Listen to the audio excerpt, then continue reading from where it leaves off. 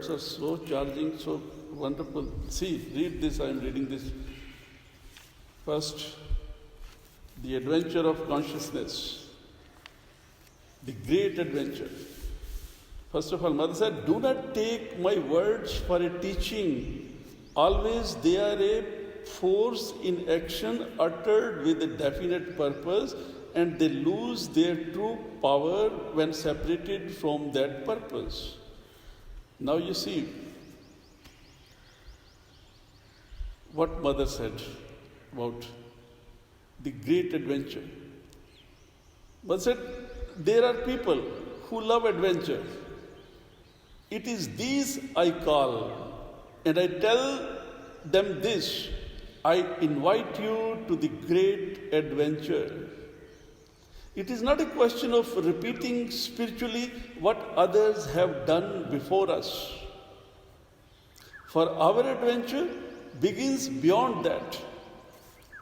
It is a question of a new creation, entirely new, with all the unforeseen events, the risks, the hazards it entails.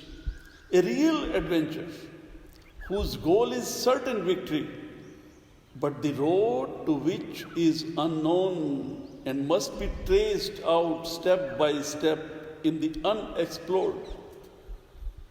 Something that has never been in this present universe, and that will never be again in the same way.